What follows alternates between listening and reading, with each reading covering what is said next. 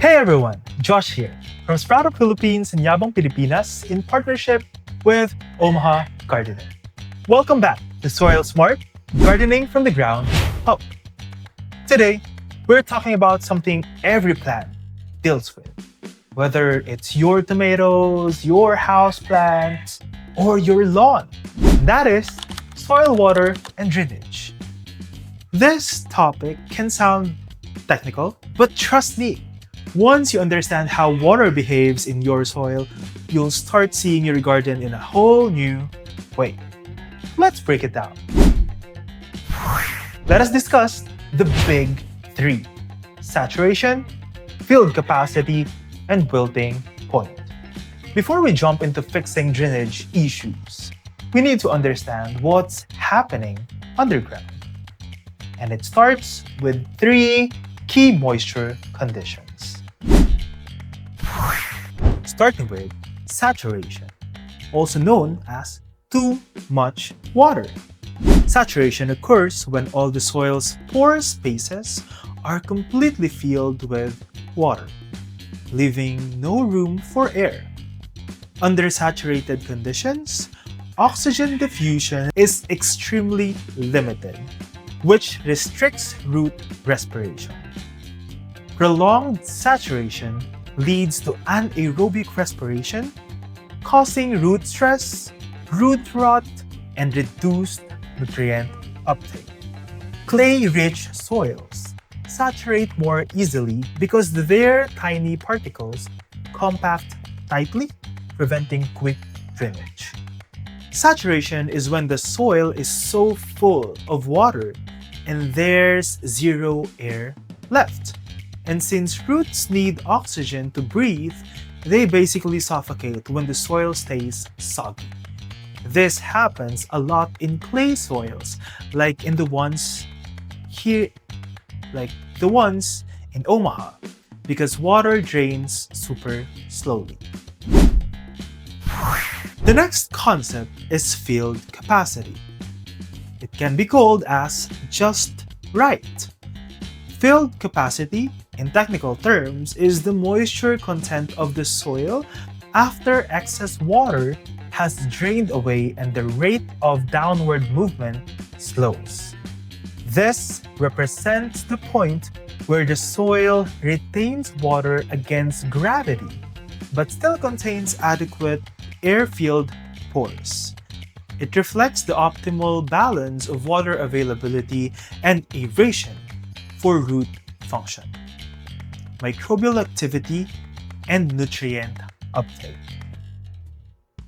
In simple terms, think of field capacity as the ideal wetness of soil.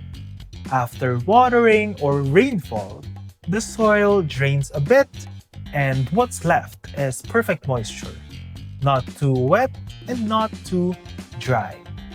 Plants love this stage because they get water and also air at the same time, which is exactly what the root wants.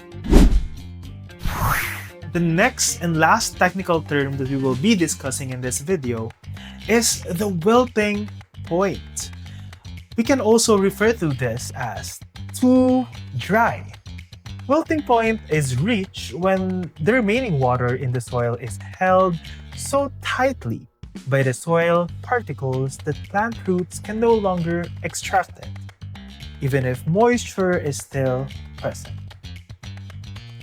At this stage, plants experience physiological water stress, reduced turgor pressure, and visible wilting.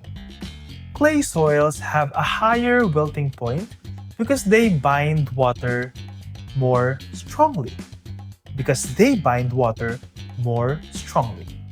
In layman's term, wilting point is when the soil gets so dry that plants cannot drink from it anymore.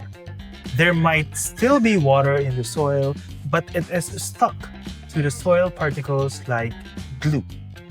Plants start drooping, plants start curling, or looking tired, something we see a lot during Nebraska's hot, dry summer days.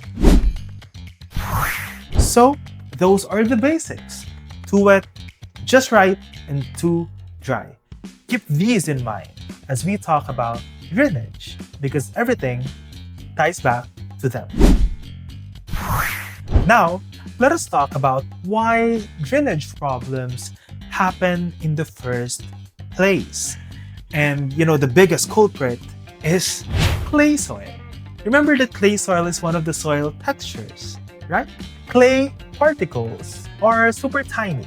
They pack together tightly, almost like flour, and they hang onto water for dear life. That means water drains slowly and air can't pass through easily. Thus, soil compacts quickly. Clay isn't bad. In fact, it's nutrient rich. We just need to know how to manage it. Other reasons for drainage problems include compaction from foot traffic. That is, when you are walking in wet soil, it squeezes out air spaces. Another one is low spots in the yard. Water naturally pools there. Another is lack of organic matter. Without organic matter, soil becomes dense and lifeless. Now, let's talk about what you can do to manage water better. Starting with mulch. Mulch is your moisture manager. A good layer of mulch helps regulate soil moisture. It slows down evaporation. It prevents surface crusting. And it keeps the soil temperature steady. If you use wood chips, grass clippings, or straw, you'll also add organic matter over time, which improves drainage long-term. Now, let's talk about smart watering techniques. First, deep, infrequent watering. You want water to move down into the soil, not just sit on the surface. Deep watering encourages deeper, healthier roots. Next, watering in the morning. This practice reduces evaporation and lowers the risk of diseases. Next is watering at the base. Roots drink the water, not your leaves. So always aim low. Water your roots, water down below. Next is using drip or soaker hoses. These are perfect for clay soils because they provide slow, steady moisture without overwhelming the soil. Here's a simple test that you can do in your yard. You can dig a hole about 12 inches deep, fill it with water, and let it drain completely. Fill it again and start your timer. If it drains within 1 to 2 hours, your drainage is great. If it takes more than 4 hours, you're dealing with slow drainage. If water is still sitting there the next day, that spot needs your help. You can do the things that we discussed about controlling clay soil or improving your drainage. And that's your crash course on soil, water, and drainage. Once you understand how water moves underground, everything from watering to soil improvement becomes better. If you learned something today, hit like, subscribe, and stick around for our next lesson. See you in episode 8. This is Josh for Omaha Gardener in this series, Soil Smart, Gardening from the Ground Up. And remember, if you grow it, you know it. Until next time.